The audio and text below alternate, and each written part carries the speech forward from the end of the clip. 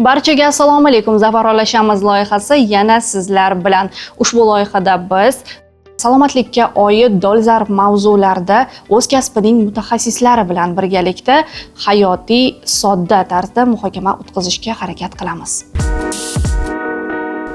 Bugungi sonimizda barchani qiziqtirgan mavzulardan biri, ya'ni tanadagi gormonlar, semizlik, qandli diabet va qalqonsimon bez faoliyati haqida suhbat olib boramiz va bugungi suhbatdoshimiz bolalar va kattalar shifokori endokrinolog Ziyodaxonim Ulug'bekovna Nosirova bo'ladilar.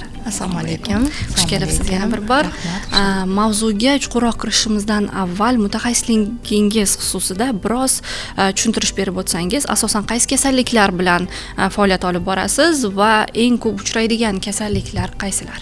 Bolalar va kattalar endokrinolog sifatida semizlik, qandli diabet birinchi, ikkinchi turi, gormonlar buzilishi, ya'ni yosh bolalarda erta gormonal yetilish yoki teskarisi kech yetilishi, yosh kattalarda hayz buzilishi, erkaklarda libido tushib ketishi, bo'y o'sish muammolari, gormonlar qaysi kasalliklarda ta'sir qilsa, gormon to'g'irlash bo'yicha biz ishlaymiz.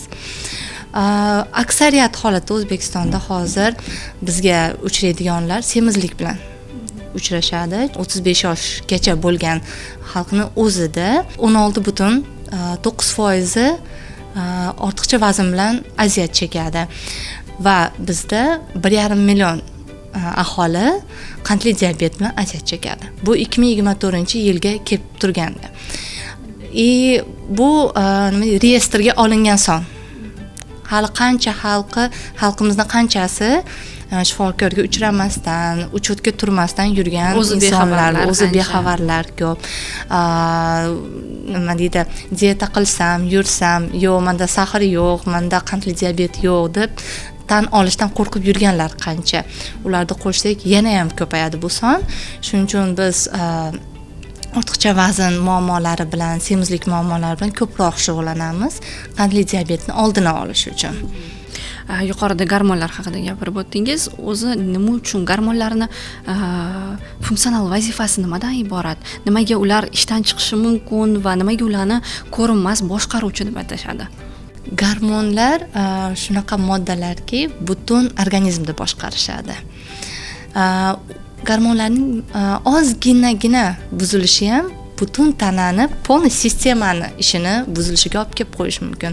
Masalan, oddiy qalqonsimon bezning gormoni. Bitta gormon buzilishi hisobiga yurak sistemasida o'zgarishlar, jinsiy gormonlarimizda o'zgarishlar, anemiyalar, bo'y o'sishimizda muammolar, butun tanani nima deydi, jarayonlari buzilib ketadi. Chunki bitta gormonimiz modda almashuvini buzadi. Modda almashuv har bitta hujayrada kerak. Modda almashuv to'g'ri bo'lish uchun har bitta hujayra shu narsaga muhtoj, to'g'ri bo'lishiga.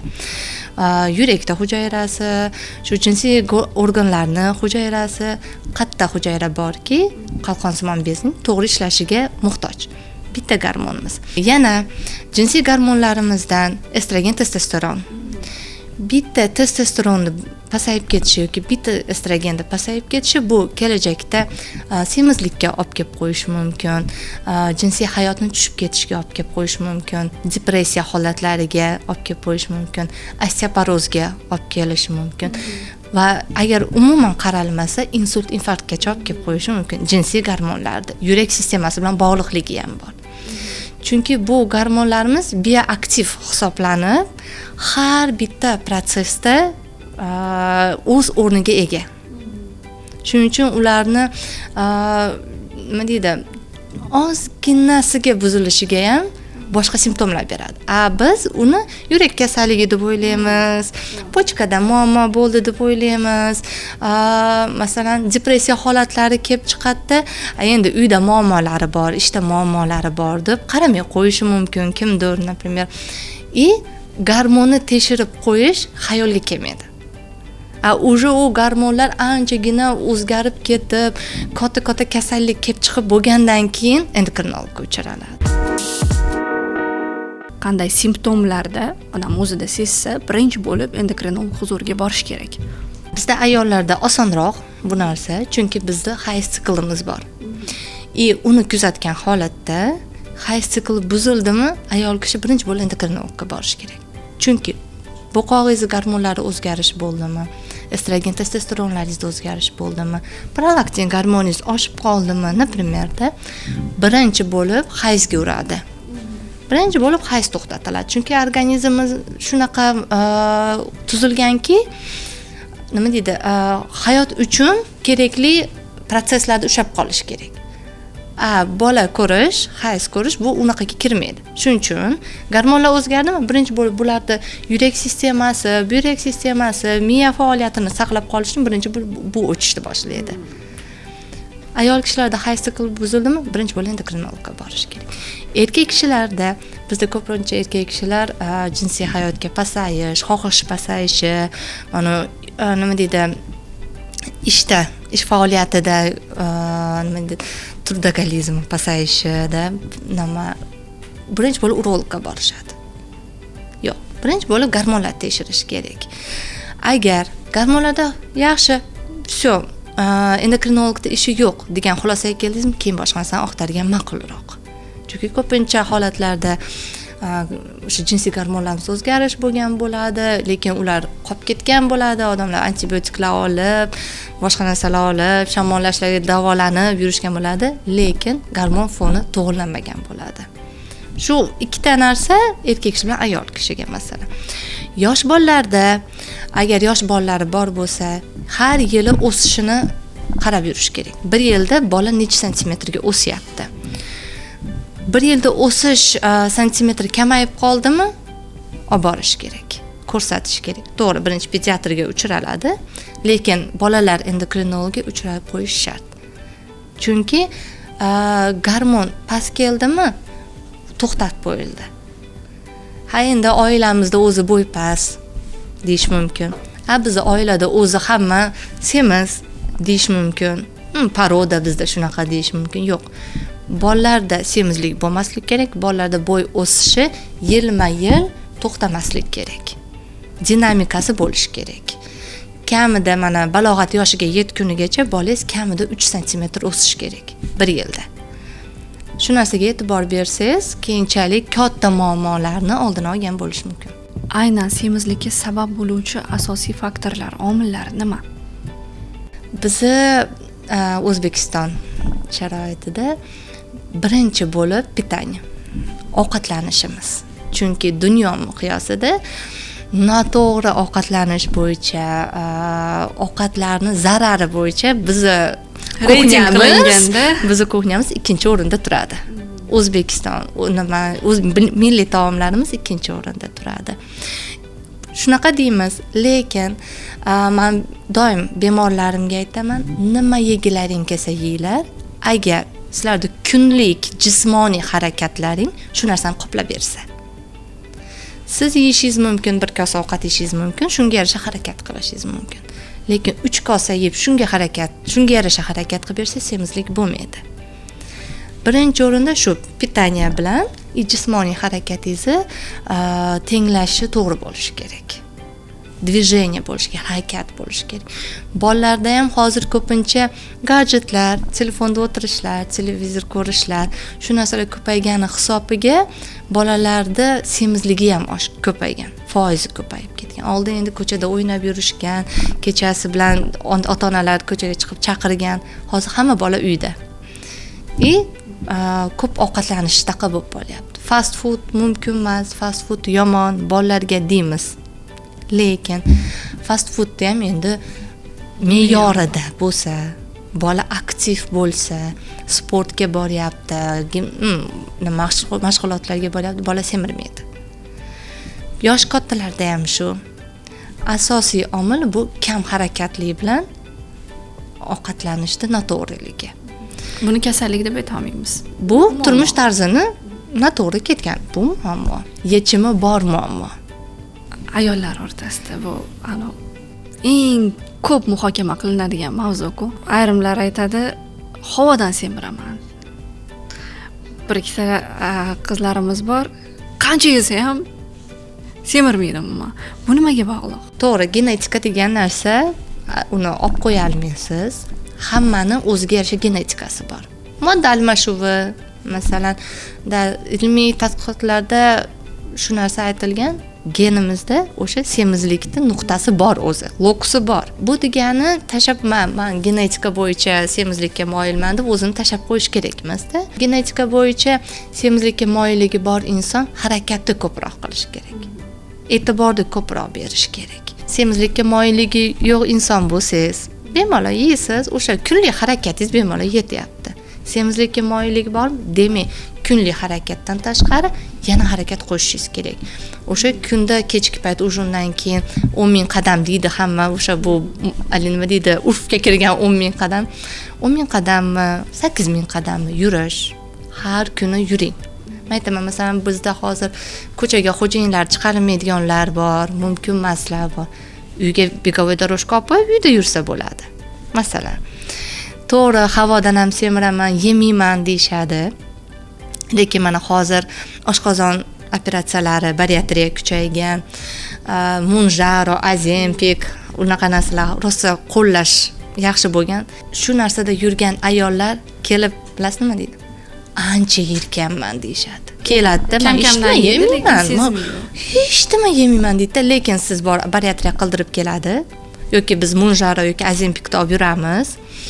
Keyin 3-4 oydan keyin, bilasizmi doktor, men ancha yirkanman deydi. O'ziga shu narsani tasdiqlab beradi-da. Bizni turmush tarzimizda bu narsani e'tiborga olishmaydi. Ayol kishini uy vazifasi ko'p, bolalar bilan har doim nimadir bilan band. Orada yeb qo'yganini ham bilmaydi. Hajmni bilishmaydi-da. Endokrinolog sifatida shu Mounjaro, Ozempic yoki bariatrik xirurgiyani ma'qullaysizmi? Ozishni samarali usul deb hisoblaysizmi bularni? Mounjaro, Ozempic, bariatriya bu dunyo miqyosida standartga kirgizilgan narsa. Bu degani tekshiruvlardan o'tib, katta gruppa odamlarda tekshirib, mumkin holatlar, mumkin emas holatlari, ko'rsatma, qarshi ko'rsatma, hamma narsani ko'rsatilib berilgan narsa. Juda zo'r usul. Lekin hammaga emas. Bizda hozir shu narsa bo'lyapti, ko'p endokrinologlarda xafa qiladigan narsa. Kosmetologlar shu narsalar bilan shug'ullanyapti. Bu mutaxassis emas.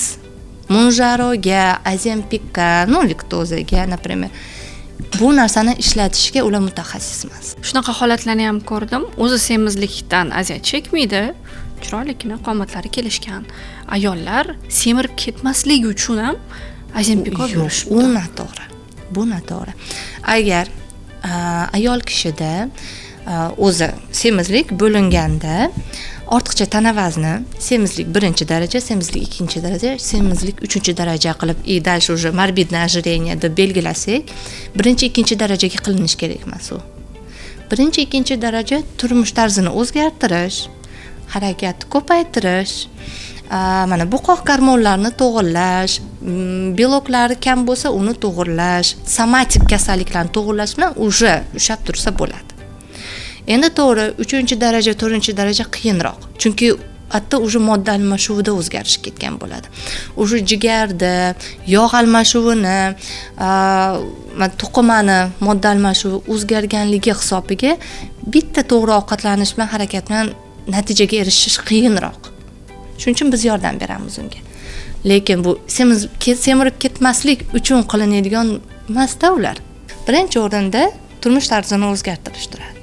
Mounjaro, Ozempic yomon deb ko'p statyalar chiqqan, ko'p nimalar bo'lgan, lekin qandli diabetdan, semizlikdan kelib chiqadigan kasalliklar bulardan kelib chiqadigan nojo'ya ta'sirlardan ko'proq va og'irroq. Faqat siz shu narsadan foydalanmoqchimisiz? Endokrinologga uchrab, uni o'zini tekshiruvlari bor, qarshi ko'rsatmalari bor, qarshi ko'rsatma yo'qmi? Ishlaymiz. Ishlayapsizmi? 1 oyda, 2 oyda bir marta tekshirib o'tiladigan narsasi bor. Chunki mana biz ko'rdik, patsientlar keldi, bemorlarimiz o'sha kosmetologlarda olishgan, dietologlarda olishgan. Bu moddani qatga nima ishlaydi ular tushunmaydi. Biz masalan 3 oyda kerakli dozaga e'tibor beradigan 3 oyda bo'lsak, ular 1 oyda o'sha dozaga olib borib qo'yapti-da patsientda, bemorda. Chunki tez olmoqchi. Pankreatit holatlari Oshqozonda ishlamay qolishi. Chunki ular oshqozonda sekinroq ishlatadi. O'zi mexanizmi bo'yicha shunaqa. Katta dozada berib yuborgandan keyin u oshqozon уже qotib ishlamay qolyapti. Keyin uni prokinetiklar bilan to'g'rilashimiz kerak biz. Yog' qatlamini o'rniga muskul qavatlar ketyapti. Odam bir oyda 10 kilo, 13 kilo tashab beryapti. Bu muskul qatlami ketishi ertaga yurakda yomon bo'lib qolishi, yurak kasalliklariga olib kelib qo'yishi mumkin. Bu narsani inobatga olmagan holatda ishlayotganligi bu umuman noto'g'ri. Yosh kattalarimiz biroz e'tibor bersak, yosh katta bo'lgan sari odam vazn olishi tezlashyapti-da, undan vazn yo'qotishi kamayapti. Bu nimaga bog'liq? Oldin aytardik, 40 yoshdan keyin modda almashuvi pasayadi. Shuning uchun shunaqa bo'ladi, dirdik. Hozir ilmiy tadqiqotlar bo'yicha tasdiqlandi. Aslida 65 yoshgacha modda almashuvi pasaymaydi. Nimaga o'sha 40 yoshdan keyin inson semirishni boshlaydi desangiz, birinchidan kam harakatli boshlanadi. Masalan, ayol kishi o'zimizdan qiyos, bolalarimiz katta bo'lishni boshlaydi. Sekin-sekin uy ishingiz kamayishni boshlaydi. Bolalar katta bo'lgandan keyin borib kel, ancha ish harakatingiz, uyingizdagi harakatingiz уже kamayishni boshlaydi. Yuklamani sezmaysizda uni. Masalan, oldin 3 ta bolaga qara, magazinga yugur, o'zingiz qilishingiz kerak bo'lgan bo'lsa, endi bolangiz katta bo'ldimi, bittasini unga, bittasini bunga, bittasini unga jo'natib yuborasizda, уже ishingiz kamayadi. 50 yoshda bitta o'g'lini uylaydi-da, kelin keladi. Unda yana semirishni boshlaydi. Bu birinchidan kam harakatli boshlanadi. Keyin ayol kishida 45 yoshdan keyin menopauzaga qarab ketishni boshlaydi. Ya'ni klimaksga qarab ketishni boshlaydi. Jinsiy gormonlar pasaygani hisobiga semirish yana ko'payishni boshlaydi. Semizlik bilan aynan qandli diabetning ikkinchi turini juda ham bir-biriga yaqin qo'yishadi. O'rtasida qanaqa bog'liqlik bor? Hamma semizlikka moyilligi bor yoki semizlik bilan aziyat chekayotgan odamlar ikkinchi tur qandli diabetdan xavfsirashi kerakmi? Ha, bizda qarang, to'g'rima-to'g'ri bog'liqlik beriladi endokrinologiyada semizlik bilan qandli diabet ikkinchi turda. Chunki har bitta yog' qatlamini ortiqchaligi u o'zidan biologik aktiv moddalar ishlab chiqaradi. Yallig'lanish moddalarini ishlab chiqaradi. Yallig'lanish moddalari ishlab chiqargandan keyin sizda to'qimada o'sha oshqozon osti bezi ishlab chiqaradigan insulinni tanuvchanligini tushirib qo'yadi. O'sha insulin ishlab chiqarilyapti, to'qimaga kelib qo'nish kerak. Shu qo'nadigan retseptorda ishini buzib qo'yadi u moddalar. Ishlamayaptimi, qonda qand miqdori oshishni boshlaydi. Chunki siz yegan qand sizni to'qimangiz ichiga kira olmaydi. Insulin olib kirish kerak edi, u kira olmayapti. Shuning uchun yog' qatlami ko'payapti, siz diabetga yaqinlashyapsiz degani. Bizda yaxshi ko'rishadi, insulin tekshirishni yaxshi ko'rishadi, qonda insulin hech narsa gapirmaydi. Chunki sizda insulin kun mobaynida bir necha bor o'zgaradi. Masalan, buqoq gormonlarimiz TTG tekshiramiz. TTG o'zgarish uchun kamida 3 hafta kerak. O'shaning uchun mana bugun erta tekshirsangiz, примерно bir xil chiqadi. Insulin kun mobaynida mana nonushtadan oldin tekshirdingiz, obeddan keyin tekshirdingiz, kechki payt tekshirdingiz, boshqacha chiqadi. Shuning uchun bizga insulin informatsiya bermaydi, lekin shuni yaxshi ko'rishadi tekshirishda. Siz insulin borib tekshirgandan ko'ra, shunday bel sohasini o'lchaganda уже bilsangiz bo'ladi. Sizda insulin rezistentность bormi yoki yo'qmi? Erkak kishilarda bel sohasini o'lchaganda 94 santimetrdan oshdimi, уже sizda bor bu narsa. Insulinga rezistentlik bor. Ayol kishida endi bu voz bo'yicha beriladi, 80 santimetrdan oshmaslik kerak taliya. Shuning uchun aytamiz, semizlik ketyaptimi? Ehtiyot bo'ling deymiz. Bolalarda ham shu. Bizda bolalarda oldin qandli diabet ikkinchi tur diagnoz qo'yilmasida, yoshga qarab qo'yilar edi. Hozir yosh bolalarda ham qandli diabet ikkinchi turi qo'yiladi. Bolada semizlik bo'lish kerak emas. Bolada sog'lom, ozg'in demayman, sog'lom tana vazni bo'lishi kerak. O'zini standartiga mos bo'lishi kerak. Shuning uchun semizlikdan biz juda ehtiyotkor bo'lamiz. ikkinchi tur qandli diabetni asosiy belgisi bu semizlikmi yoki semizlik shartli belgi Yo'q. bo'lmasligi ham mumkinmi? Bu xilga insonlar keladi, juda ozg'in. Biz ularga qandli diabet ikkinchi tur qo'yamiz, lekin hozir o'zi bizda qandli diabetda 4 ta turi bor. Bu o'sha yosh kattalarda qandli diabet birinchi tur hisoblanadi. Bu semizlik hisobiga kelgan emas, bu oshqozon osti bezini insulin ishlab chiqarish xususiyati pasayib qolgani hisobiga. Insulin tanqisligi hisobiga bo'lgan bo'ladi. Unda biz sal boshqacharoq ish tutamiz. Masalan, semizlik bilan kelgan qandli diabet ikkinchi turda boshqacha ishlaymiz, semizligi yo'q qandli diabet ikkinchi turda boshqacha ishlaymiz. Ikki xil kasallik hisoblanadi bizda, endi olib boriladi. Hozircha MKB bizda dunyo bo'yicha o'sha nozologiyalar nimasida lada diabet, modi diabetlar qo'shilmagan. Hozircha birinchi, ikkinchi tur yoziladi xolos. Uni ham farqi bor o'zi. Asosiy belgilaridan degan bo'lar edim, endi mana og'iz qurish, chanqash deymiz-ku. Bu qandli diabet kelib bo'lganidan keyin bo'ladi. Oldini olmoqchi bo'lsangiz, preddiabet holatida davolanmoqchi bo'lsangiz, ayol kishida ovulyatsiya yo'q bo'ladi.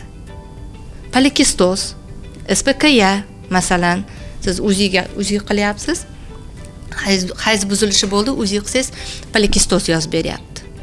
Chunki tuxumdonni qobig'i qalinlashgan, follikularlar yorilmayapti. Erkak kishida jinsiy hayotda pasayish, ereksiyani pasayishi, libidoni tushishi. Bu o'sha og'iz qurish, chanqash, boshqa narsa, oyoqlar og'rishi, jimirlashlari shulardan oldin keladigan belgi. Faqat bunga nima deydi, e'tibor berilmaydi, diabetda bitta belgisi deb bilinmaydi. O'sha polikistoz bilan ginekologda lecheniya olishadi, ereksiya bo'yicha urologda lecheniya olishadi.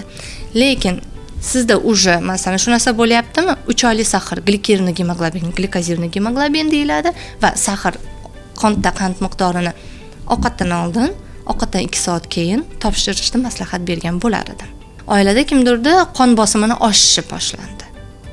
Oldin unaqa narsa bo'lmagan. Faqat kardiologda lecheniya olib, davleniya, qon bosimini tushiravermasdan bitta qandli diabetni yashirin qandli diabet bormi, yo'qmi, shu narsani tekshirib qo'yishni maslahat beraman, chunki siz shu paytda preddiabet holatda ushlab qolishingiz mumkin. Diabetga o'tmagan holatda. Shu narsani to'g'rilab ketishingiz mumkin. Lekin yosh bolalarda birinchi turda belgilari, oldindan belgilari bo'lmaydi, chunki birinchi tur bizda tez rivojlanib ketadigan tur hisoblanadi. Qandli diabet u birdaniga bo'lib ketadi-da, o'shaning uchun oldindan bolangizda bunaqa bo'ladi deb ayta olmaymiz. Prosta farzandlarda ortiqcha virus kasalliklardan saqlash kerak. Gepatit, sariq kasallar, qizamiq kasalliklari, og'ir virus kasalliklardan vaqtida emlab, ehtiyot qilib olib yursa bo'ldi. O'zi qandli diabetga chalinishning asosiy omillari qaysilar deb belgilashimiz mumkin? Misol uchun noto'g'ri turmush tarzimi, noto'g'ri ovqat, eng top 3 taligi deylik. Top 3 taligidan yosh kattalarda endi aytib o'taman, chunki aytdim hozir yosh bolalarda unaqa narsa, faqat yosh bolalarda oldini olmoqchi bo'lsangiz, qandli diabet birinchi turda vaqtida emlang bolangizni. Chunki ertaga o'sha virus kasallik kelsa, og'ir turi kelmasligi uchun. Grippda og'ir turi, masalan, qizamiqda og'ir turi kelmasligi uchun bitta sizdan yordam farzandingizga vaqtida emlash.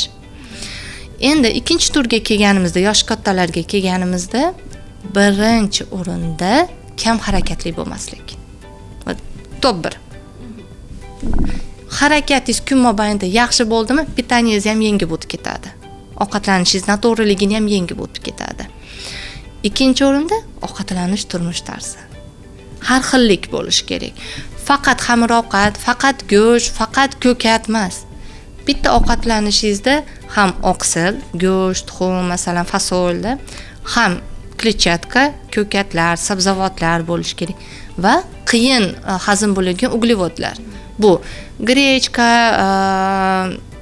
pirlovka, masalan, nonni ham jaydari undan qilingan nonlari, makaronlarni ham, masalan, kimdir yaxshi ko'radi-da buni. Bu mahsulotlarni yaxshi ko'radi.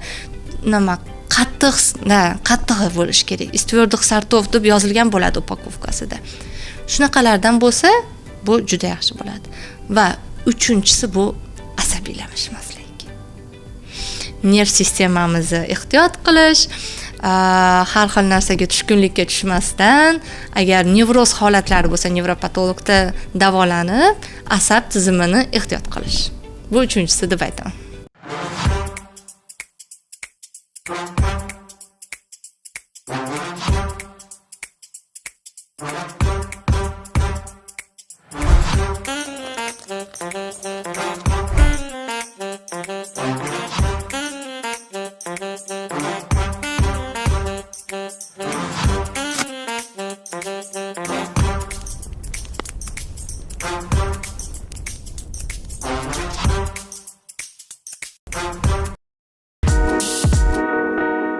Aytaylik, yoshi katta ayollarimiz qandli diabetga tekshirdim, ammo qand joyida, lekin vaznim borgan sari ortib boryapti degan savol bilan murojaat qilsa, bu holatda ular xavotirga tushishlari kerakmi?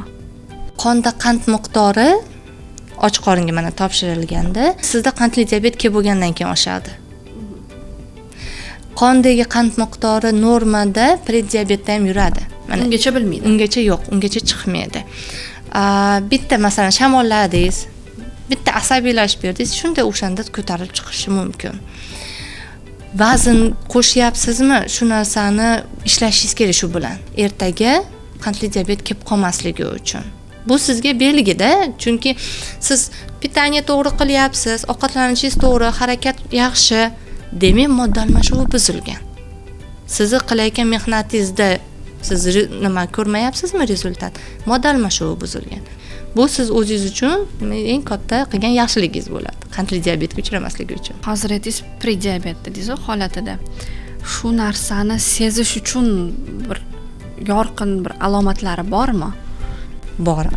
Masalan, bo'yin, qo'ltiq burmalarida qorayishi bo'ladi. Qorayishlar ko'p bo'ladi. Aytishadi, masalan, yuvsam ham kirga o'xshab turibdi deydi. Shunaqa bo'lishi mumkin. Keyin papillomkalar ko'p chiqishi mumkin. Bo'yinlarda ko'p bo'lib chiqadi. Ovqat yedingiz, shu narsadan keyin to'yganingizni sezmaslik ham. To'yganlik hissi yo'q. Hissi yo'q, to'yganlik hissi yo'q. Chunki o'sha organizmda insulin ishlab chiqarilyapti ovqatlanishingizga, lekin to'qima tanimayapti, aylanib yuribdi-da. Yana ovqat so'rayotgandek bo'lib turibdi. Insulin qachon tushadi? Siz ishlab chiqarilayotgan insuliningiz to'qimada ishlab bersa tushiriladi, xolos. Uni sizga parchalab beradigan dori yo'q. Organizm o'zi parchalash kerak uni. Shu narsaga insulin tushiraman deb protokollar qilishadi-da. Nima deydi? O'shanga ketadigan pulda undan ko'ra sport zalga ishlatishsin. Begovoy doroshkaga ishlatishsin, uyga qo'yib qo'ygani. To'g'ri ovqatlanishga ishlatishsin, to'g'ri mahsulotlar olishga ishlatishsin. Masalan, har oy insulin tekshirib, uni nimadirlar bilan tushirishda foyda yo'q-da. Hozir yuqorida aytgan har bir omillarga e'tibor berib, qandli diabetdan hozirgi kunda mutlaq qutulish iloji bormi? Yoki prediabetni oldini olish? Prediabetni oldini olish mumkin. Prediabet stadiyasida, diabetdan oldingi stadiyada siz ko'rdingizmi, topdingizmi, harakatingizni boshladingizmi? Sizda u 15 yil, 20 yildan kelmasligi mumkin qandli diabet. Lekin siz o'sha turmush tarzida yurishingiz kerak. Qandli diabetga kelib bo'lganda, qandli diabet ikkinchi turi. Vazn tashladingiz, to'g'ri turmush tarziga o'tdingiz, hammasi yaxshi, harakatingizni to'g'riladingiz, qonda qand miqdori tushishi mumkin. Qandli diabetda remissiya holati deymiz biz bunda. Bemordan qandli diabet diagnozi olib tashalmaydi lekin. Qandli diabet diagnozi qo'yildimi, bu sizga butun umrga qo'yiladi. Remissiya uxlab yotibdi, o'sha turmush tarzida yurganingizcha turadi. U sizni bezovta qilmaydi. Qilmaydi, yo'q. Lekin yana oldingi turmush tarziga qaytsangiz, yana kelib chiqaveradi. Remissiya bo'ladigan bemorlarimiz ham juda ko'p. Qandli diabetda boshqa kasalliklardan farqi mas'uliyat bemorning qo'lida. Qon bosimi tushishi, u to'g'ri dori tanlashda bo'lsa, masalan, onkologiya remissiyaga tushishi, o'sha ximioterapiyani sxemasini to'g'irlash, to'g'ri dorilar tanlashda shifokorning mas'uliyatida bo'lsa, qandli diabetni qo'lga olish bu bemorning qo'lida. Bemor qanchalik o'z ustida ishlasa, shuncha semizlikdan ham qutuladi, qandli diabetdan ham qutuladi. Endi mavzuyimizni biroz qalqonsimon bezga qaratsak, eng tushunarsiz va eng aqlli organ deb bilaman-da qalqonsimon bezni. Har qanaqa holatda odam boshqaradi, har qanaqa organga, har qanaqa kayfiyatingizga, hammasiga ta'sir qiladi. O'zini nog'orasiga o'ynatadi, qo'pol qilib aytganda. Ba'zilarda shu gapni eshitganman. Shitavitkam borligi uchun semirib ketyapman. Bu bahonami yoki rostdan To'g'ri, aloqasi bormi? Qalqonsimon bezni noto'g'ri ishlashi, boya aytib o'tganimdek, uni gormonlarni pasayishiga olib kelib qo'yishi mumkin.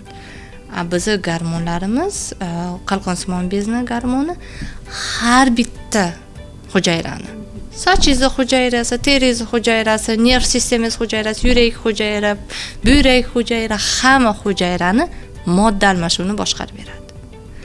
Degani, u bitta pasaydimi, nerv o'tkazuvchanligi pasaydi, qo'llarda jimirlashlar, sezuvchanlikda pasayishi, yurak to'qimasida modda almashuvi pasaydimi, pulsda pasayishi, davleniya tushib ketishi, masalan, qon aylanishi buzildimi, demak, sovqotishlar, постоянно sovqotaman, qo'lim oyog'im sovuq deydi, bo'lishi mumkin, shishlar paydo bo'lishni boshlaydi. Teri qurishi paydo bo'ladi. Chunki modda almashuvi yaxshi emas. Oziqlanish yaxshi emas shu to'qimani. Shuning uchun qalqonsimon bezni kasalliklarini faqat shu ko'rinishda bo'ladi deya olmaymiz. Chunki organizmda hamma to'qima javob beradi bu narsaga. Shuning uchun uni belgilari ham juda ko'p. Qachondir yoshligingizda qo'rquvda o'tkazgansizda, endi hali travma deydi-yu yoshlikda. Shu vahima ichkarida turibdi-da, siz prosta yashayapsiz, bilmayapsiz. Gormonlaringiz buzilib ketgandan keyin shu narsa yuzaga chiqib qolishi mumkin. Hozir aytamiz, bu kichkina organ butun organizmdagi gormonlarni boshqaryapti deb aytyapmiz-da. Lekin bu organsiz ham yashab yurgan ayniqsa ayollarimiz juda ko'pchilikni tashkil qiladi. Buni qanaqa qilib izohlasak bo'ladi? Usiz ham bemalol funksional, normal hayotga qaytib yashash mumkinmi? Mumkin. Lekin doim masalan xirurglar ham, biz ham qalqonsimon bezni olib tashlash kerak degan xulosaga kelishimizdan oldin ko'p tekshiruvlardan o'tkazamiz. Bu juda kerakli organ. Lekin qalqonsimon bezni borligi sizni sog'lig'ingizga yo'qligidan ko'proq xavf tug'dirsa, biz uni olib tashlashga majburmiz. Va olib tashlaganimizdan keyin qalqonsimon bezning gormonini sintetik yo'l bilan ishlab chiqarilgan levotiroksinni beramiz. Hujayrachalarga tayyor gormon beramiz. Qalqonsimon bezingiz ishlayotgandekda, o'sha to'qimalar ishlayveradi.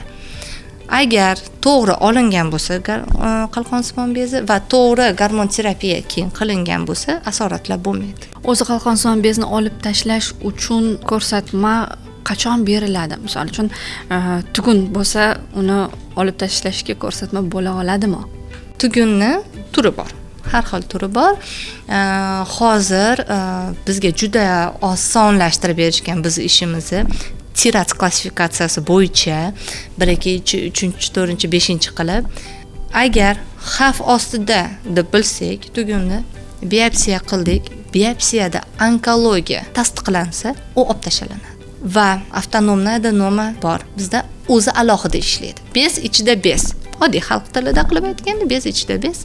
U bizni miyamiz buyrug'iga bo'ysunmaydi, tashqaridan bergan dorilarimizga bo'ysunmaydi, o'zi ishlayveradi. Sekin-sekin yurak ishingizni buzadi, aritmiyalar chaqiradi, bisplodiyalar chaqirib qo'yish mumkin. Shu paytda ham olib tashladi. Xirurgik yo'liga ko'rsatmalarimiz juda kam. Harakat qilamiz olib qolishga. Tireotoksikoz, avtonomna adenoma, rak, onkologiya. Bu nima deydi? Absolyut ko'rsatmalar. Endi qolgan oddiy tugunlar hayotingizga xavf tug'dirmayaptimi? Sizni qaysidir organlaringiz ish faoliyatini buzib bermayaptimi? Yilda bir marta kontrol qilinganda o'smayapti, boshqa narsa bo'lmayapti, kattalashmayapti, dinamikada yaxshi, gormon foningiz yaxshi, teyilmaydi. Prosta ko'rib yuriladi. Birinchi o'rinda tugun bo'ldimi? Qo'rqmasdan birinchi tekshirishimiz kerak. Bormi tugun? Bor. Biz O'zbekiston endemik zona hisoblanadi. Yetishmovchilik zonasi hisoblanadi. Havo ifloslanishichi bunga sabab bo'la oladimi? Endi havo ifloslanishi men sizga to'g'ridan to'g'ri buqoq bilan bog'lab bera olmayman, lekin hozirgi smogni demoqchisiz, endi to'g'rimi? Bu umumiy organizmga ta'sir qiladi. Umumiy organizm sog'lig'ini buzib qo'yishi mumkin. To'g'rima-to'g'ri qalqonsimon bezak yetishmovchiligi ta'sir qiladi. Yod yetishmovchilik zona borligi hisobiga biz profilaktik dozada yodlar ichib yurishimiz kerak. Bolalar, emizuvchilar, homiladorlar, yosh kattalar ichib yurish kerak. Tugunga qaytsak, tugun bor dedi, sizni olib tashlash kerak dedi, xirurg srazu под операцион yotmanglar. Хотя бы 3 ta yana qolgan vrachni, shifokorni fikrini eshitib kelgan yaxshi. Chunki bor tugunlarimiz 2 santimetr ham bo'lishi mumkin, 3 santimetr ham bo'lishi mumkin, lekin umuman ziyon tegmaydigan tugun bo'lishi mumkin. Biz ular tegmaymiz, yilda bir marta qarab qo'yamiz.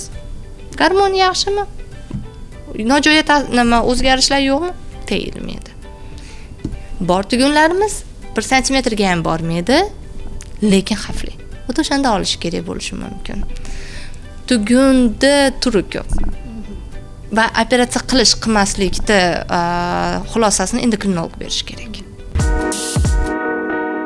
Check-up masalasida men juda bir xilga shifokorlarga teskari chiqishim mumkin. Tam check-upni ichidagi analizlarga. Kerak emas analizlarimiz ham juda ko'p. Check-uplarda ichida gamatostin tekshirishadimi, bir narsalar tekshirishadi. Check-up sifatida sog'lom insonga umumiy qon tahlili, TTG, T4 erkinligini, vitamin D tekshirishni maslahat berar edim. Yoshi katta insonlarga qonda qand miqdori 3 oylik glikozirli gemoglobin, общий analiz machi. Bu oddiy sog'lom odamga. Semizligi bor insonga o'sha qonda qand miqdori ovqatdan oldin, ovqatdan keyin buqoq gormonlari, TTG, T4. Semizlik katta bor insonga shu narsani check-upga nimagadir ko'pchilik qo'shmaydi, kolonoskopiyani qo'shgan bo'lar edi. Chunki semizlik kolorektal rakni birinchi sababi deb hisoblanadi. Bu analiz turini biroz tushuntirib berasiz? FGTSda oshqozon ko'riladi-ku, shu narsadan faqat ichaklar ko'riladi. Chunki kolorektalniy rak bu sizga belgi bermaydigan rak hisoblanadi va tez rivojlanadigan, chunki qon tomiri ko'p-da hisoblanadi. Semizlik shu kolorektal rakni birinchi sababchisidan hisoblanadi. Sizda o'sha semizlik 3-4-darajada uzoq vaqt yurgan insonlarga kolonoskopiya qilishni men maslahat bergan bo'lardim. Check-upga qo'shgan bo'lar edim. Ziyoda opa, endi bizani podkastimiz nomi zafaronlashamiz. Shu bois bizga qiziq, aynan zafaron ziravor o'simligi, aynan qalqonsimon bez va gormonlar bilan qanchalik bog'liq va buni ilmiy isbotlangan tarzda ma'lumotlari bormi? Biz ham qo'llaymiz tabobat usullarini, lekin tasdiqlangan tibbiyotga qo'shimcha sifatida. O'zi shafran modda almashuviga yordam beradi. Jinsiy gormonlarni ishlab chiqarilishga yordam beradi. Ayol kishilarda ovulyatsiyani yaxshilab berishga yordam beradi. Shuning uchun ko'pincha o'tli dori deymiz-ku, mana hayz to'g'irlashga, reproduktologlar ishlatadigan, homilador bo'lishga yoki erkaklarni jinsiy zaifligini to'g'irlashga bo'lgan o't to'plamli dorilarda ichida ko'pincha shafran bo'ladi. Jinsiy gormonlarni ishlab chiqarishga yordam beradi. Umumiy aytganda modda almashuvini tezlashtirib berishga yordam beradi. Alohida o'zini oldini olish uchun. Masalan, inson profilaktika sog'lom, xo'p, ertaga kasallik kelmasligi uchun bemalol ishlatsa bo'ladi. Biz unga umuman to'sqinlik qiladigan joyimiz yo'q. Ichishsin, qarashsin, tabobatdagi ilmda ishlatilish bizga ham foyda. Ertaga bizni ishimiz kamayadi. Juda yaxshi, bu biz xursand bo'lamiz. Chunki kasallik soni kamayadi. Lekin, masalan, shafran sahrda tushirib beradi, qonda qand miqdori tushirib beradi, ozdirib beradi deb yozilgan bo'lsa, shifokordan o'tib, keyin nima qilish kerak-da? Shuni ichyapman-u deb shifokor yozib bergan dorilarni ichmay qo'ymaslik kerak. Birga ichilsin. Chunki bir-birini proteksiya, kuchaytirib berish xususiyatiga ega. Ichsin birga. No, shifokor yozib bergan dorini minus qilmagan holatda-da. Aynan zafaron yana bir xususiyati bor, uyquni yaxshilaydi va stressni kamaytiradi. Buni ham hisobga olamiz-da. Uyqu va stressga javob beradigan gormonimiz kortizol bo'ladigan bo'lsa, uni pasaygani aynan semizlikni oldini olishga yoki semizlikni pasaytirishga yordam berishi mumkinmi degan savol bor. Qarang, bechora kortizolni juda yomon ko'rishadi biznikilar. Bechora kortizol u tarafdan ham urildi, bu tarafdan ham urildi. Aslida olganda kortizol bu hayot uchun muhim bo'lgan gormon. Kortizol bo'lmasa yashay olmaymiz biz. Yashab chiqolmaymiz. Kortizol aybdor, kortizol tushiramiz, kortizol tushirsa ertaga kasal bo'ladi inson. Shu kortizol bor, biz stress holatda chiqib ketamiz. Agar kortizol bo'lmasa, siz oddiy stressingiz ham ertaga psixiatriyada yotishingizga olib kelib qo'yadi. Kortizolingiz kam bo'lsa. Kortizol kam bo'lsa, oddiy virusga siz обширная pnevmoniya bo'lib ketasiz. Полный katta pnevmoniya bo'lib ketasiz. Kortizol sizni umringizni saqlaydi. Uni dori bilan tushirilmaydi. Kortizolni tushirish uchun protokol yo'q, dorilar yo'q. Lekin siz aytayotgan uyqu rejim to'g'rilansa, siz aytayotgan masalan zafaron ichdi, uyqu rejimi yaxshi, stress holat kamaydi. Semizlikka nima taalluqligi bo'lishi mumkin? Yeb qo'ymaydi. Masalan, kimdirlar stress holatda yeydi. Shuni hisobiga semiradi. Kortizol o'zi semirtirmaydi unaqa. Uni ishi boshqa. Agar kortizol haqiqatan baland bo'lsa, semizlik bu sizning oxirgi problemangiz bo'ladi. Undan katta problemalar bo'ladi. Haqiqiy kortizol balandligida. Prosta bu marketing bo'yicha qulay bo'lib qoldi. Chunki hamma narsada kortizol ayblash nimaga? Mana siz kelyapsiz, analiz topshirgani kortizolga. Yo'ldan o'tyapsiz, klinikaga topshirgan. Bitta yoningizdan mashina shunday signal chalib o'tib ketdi, qo'rqib ketdingiz. Baland chiqadi kortizol. Kechasi xo'jayiningiz bilan yoki kim bilandir gap talashib qoldingiz, ertalab borib qon topshirdingiz. Kortizol baland chiqadi. Nima qulay o'sha shifokor, dietolog, nutritsiologlarga kortizolingiz baland, shuning uchun semiryapsiz. Bizda psixologiya qanaqa? Men aybdor emasman. Aybdor topildi, kortizol. Biz shu bilan ishlayapmiz. Shifokorga ham qulay o'sha. Nima deydi? O'zini oqlash. Masalan, har oy keladi, kortizol topshiradi, dori yozadi, bu narsa qiladi. Kortizol sizga kerakli narsa. Kortizolni tushirishda eng arzon, eng oson yo'li vaqtida uxlaysiz, yurasiz. Mana zafaron ichsin, pusturnik ichsin, valerianka ichsin, magniy B6 ichsin. Asab tizimi to'g'rilansa, o'sha narsani bursa sakrashlari kam bo'ladi. Agar haqiqatdan stress, kortizol semizlikka olib kelganda, urush davrlarda, ochlik paytida mana urush davr stress, 24 soat stress, bomba tushadimi yoki yo'qmi degan nimada endi. Unda hamma semirib ketardi kortizoldan. 24 soat kortizol ishlab chiqarilyapti-da. Chunki kimdir asabiylashsa yemaydi. Ikki xil inson bor. Kimdir voymaytimi bo'g'ilib qoladi, tiqilib qoladi deydi. Kimdir bunaqa bo'ladi. Nervniy sistema hammada har xil javob beradi bunga. Zafaron, serotonin ishlab chiqariladi deb nima beriladi? Ma'lumot beriladi. Serotonin ko'p bo'lgan sari o'sha sizni ochlik sentrlaringiz ishlashi ham to'g'ri bo'ladi. Shu tarafdan tabobatni qo'shib, ishlatib, o'zimizga nisbatan foydasini olishimiz mumkin. Qandli diabet va semizlik xavfini kamaytirish uchun barchaga bera olishingiz mumkin bo'lgan 3 ta maslahat deylik. Endi o'sha men nima deydi, o'lgunimgacha bu narsalarni gapirib o'taman shekilli. Yurish, rejim, uxlash rejimi, ishlash rejimi, mehnat rejimi ham to'g'ri bo'lishi kerak. Uyqu rejimi ham to'g'ri bo'lishi kerak, ovqatlanish rejimi ham to'g'ri bo'lishi kerak. Rejim. Va uchinchisi, biz aytib o'tgandek, asab sistemasini to'g'ri olib borish. asab sistemasini ehtiyot qilish. Shu 3 ta narsani to'g'ri olib yurgan insonda hamma narsa yaxshi bo'ladi. Buni olib yurish qiyin, to'g'ri. Buni olib yurish juda qiyin, hozirgi sharoitda juda qiyin. Qilsa bo'ladi.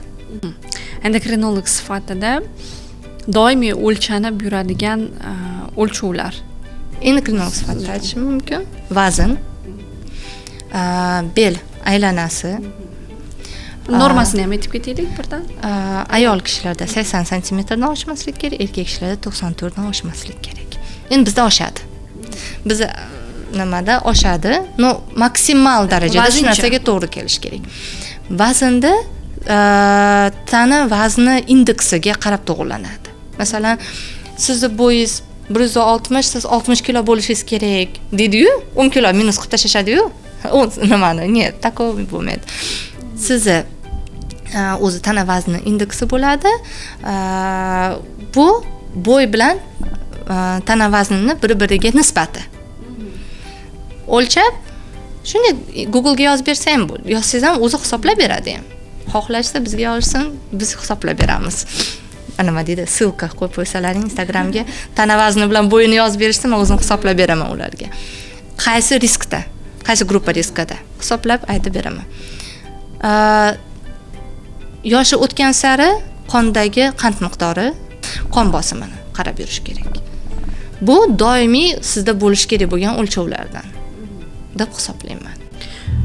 Oxirgi savolim, aynan semirish va qandli diabetga moyilligi bor insonlar tekshiruvdan o'tdi, bu narsani o'zida bildi, sezdi va nimadan boshlashni bilmayapti ishini. Ularga qanaqa maslahat berasiz? Bo'lmadi deganda uyqu rejimini to'g'irlash kerak. Chunki bizda hozir ko'p specialistlar keladi, mutaxassislar keladi, ularda ishi imini kechki payt. Iloji boricha shu narsani to'g'irlash kerak. Men aytaman, ishchi yollang deyman. Yoki nimadir qiling. Uyqu rejim yo'q joyda qolgan narsalarda ishlash ham juda qiyin bo'ladi. Ikkinchidan, shu o'zingizni qilayotgan kun mobaynida harakatingizni e'tiborga olish. Ko'p yuryapsizmi? Kam yuryapsizmi? Hozir hammada nima bor? Soat bor, telefon bor. Shagamer qo'yib, qancha yuryapman, qana yuryapman. Va uchinchisi bu nima deydi? O'sha shifokorsiz, dorilarsiz qilsa bo'ladigan narsa. Uchinchisi ovqatlanish kundaligi. Nima yesangiz ham yozib chiqing. Ko'rib chiqsangiz, ancha yeb qo'yibman deydi. Chunki yozmaguningizgacha ko'rinmaydi, ko'zga ko'rinmaydi. Pitaniya to'g'irlash. Masalan, bizda xalqda erkaklarda oshi ko'p, choyxonasi ko'p. Endi haftada bir marta bo'lsa bu qanday muammo emas. Ko'pchilikda har 2 kunda, har 3 kunda ham bo'ladi. Choyxonaga bormen demayman, borsin. Choyxonadan chiqib peshkom yurish kerak-da. Yurish kerak. Yedik, ichdik, hammasini qildik, yurib ishlatib kelish kerak. Shu 3 ta narsa bu zolotoy, nima deydi, oltin nimalardan qoidalardan hisoblanadi. Keyin uje shifokor bilan ishlash. Endokrinolog bilan buqoq gormonlarni to'g'irlash birinchi o'rinda, например. Semizlik bormi? O'zingizga qiyin bo'lyaptimi ishlash shu bilan? Endokrinolog bilan birga ishlash kerak. Ertaga kardiolog qo'shilmasligi uchun, onkolog qo'shilmasligi uchun, urolog yoki ginekolog qo'shilmasligi uchun birinchi bo'lib endokrinolog bilan ishlab olishingiz. Bunaqa holatda birinchi bo'lib aynan an'anaviy sog'lom turmush tarziga yuzlangan yaxshiroq. Ko'p ko'rdim. Ko'pincha nutritsiologlarimizdan kelishadi shunaqa bemorlar, 24 ta dori. 24 ta dori kun mobaynida qanaqa qilib ichasiz uni? Например. 24 ta dorini ketgan puliga siz 3 oyga abonement olishingiz mumkin. Ham o'zingizga foydali, bu yurak sistemangizni davolagan bo'lasiz, asab sistemangizni davolagan bo'lasiz, chunki bu isbotlangan fizik nagruskalar stress holatini kamaytirib berishi isbotlangan. Ham gormon ishlab chiqarilishingizni ta'minlab bergan bo'lasiz. Oxirgi savol degandim, aldagan ekanman. O'zingiz yaxshi mavzuni ochib berdingiz. Nutritsiologlar hozir tendensiyadagi nima deydi, kasblardan biri.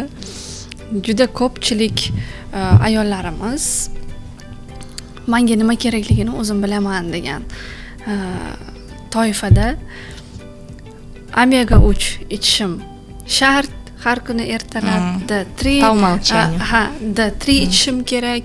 B kategoriya vitaminlar muhim. Usiz kunim boshlanmasligi kerak. Keyin yana bir qancha super foodlar, vitamin, badlar. Kun usiz boshlanishi qiyin-da. Sog'lom turmush tarzimi kun shundan boshlanishi kerak degan bu yolg'on tushunchami o'zi? Endokrinolog sifatida sizni fikringiz yoki bu eng to'g'ri sog'lom turmush tarzimi? Yo'q, sog'lom turmush tarzi bu harakat. Har yegan ovqatingizda sabzavot, kletchatka, ko'kat, go'sht, oqsil, uglevodni nimasi birga bo'lishi, birlashmasi. Uyqu rejim sog'lom turmush tarziga kiradi. Ichish kerak bo'lgan vitaminlarga kelsak, tekshiruvlarsiz doimiy ichishingiz kerak mumkin bo'lgan vitaminlar aytib o'tishim mumkin. Siz biz O'zbekiston territoriyasiga moslanganda yod preparatlari,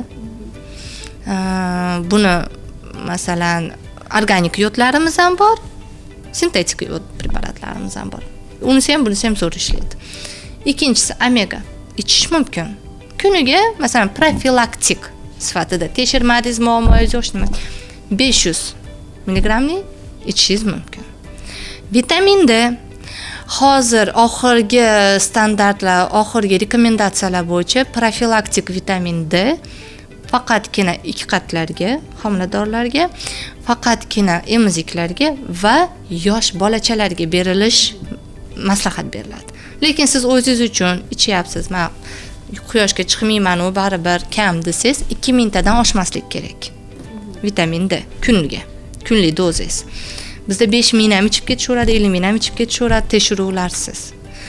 Kalsiy. Bizda yaxshi ko'rishadi, yosh o'tgan sari kalsiy ichish kerak suyaklarga. Yo'q. Kalsiy faqat tekshiruvdan keyin ichiriladi. Haqiqatan kalsiy sizda qonda kamligi tasdiqlansa keyin ichish kerak. Tekshiruvsiz omega, yod preparat, hop vitamin D tam 1000 yoki 2000 dozada ichishingiz mumkin. Shu narsa, shu 3 ta narsani bemalol qo'rqmay ichishingiz mumkin deb aytgan bo'lardim. Hozir vitaminlar haqida ham aytdingiz. Aynan vitaminlarni, batlarni ichmoqchi bo'lgan ayollarimiz deylik, balki o'g'il bola ham ichayotgandir. Birinchi bo'lib nimalarni tekshirish kerak? O'zimizda shu holat bo'ldi. Aynan sog'lom turmush tarzi deb vitaminlarni ichmoqchi bo'lgan paytimda o'zingiz to'xtatib qolgansiz, yo'q senga mumkin emas vitamin. Men shu paytgacha ham bilmagandim.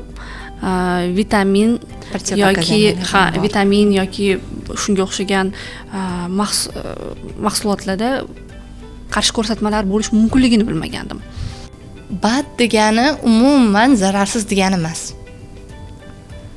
Bat bilan farm preparatni farqini, masalan vitamin D, oddiy vitamin D baddan bo'lishi mumkin, farm preparatdan bo'lishi mumkin. Bitta farqi, farm preparat tekshiruvdan o'tgan bo'ladi, klinikiy tasdiqlangan bo'ladi, o'zini nojo'ya ta'siri, ko'rsatma qarshi ko'rsatmasi yozilgan bo'ladi. Batni hech kim kontrol qilmaydi. Siz o'sha bitta tabletkangizda haqiqatan shu 2000 borligini siz tasdiqlay olmaysiz. Uni hech kim tekshirmagan bo'ladi. To'g'ri, bir xilgi badlarimiz bor, farm preparatlar ichida yo'qligiga biz unga nima qilamiz? Обращаться qilamiz. Lekin badlarni har doim ichishdan oldin birinchi o'rinda jigar sistemasini tekshirish kerak. Chunki hozir dunyo bo'yicha imенно badlar bilan toksik gepatitlar bo'layotgani уже qanchasi tasdiqlangan. Imенно bad hisobiga jigarda toksik o'zgarishlar bo'lgan.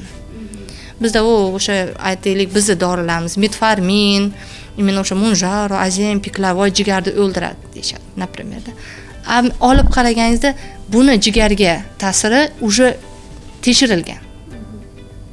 Ilmiy nimalardan o'tilganda, badnikini hech kim tekshirmagan.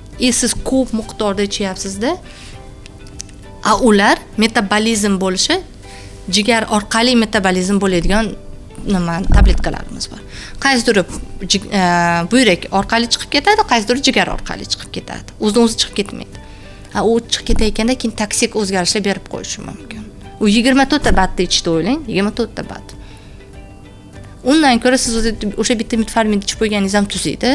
Chunki 60 yildan ortiq tekshiruv bor uni. O'sha 60 yildan ortdi-da uni.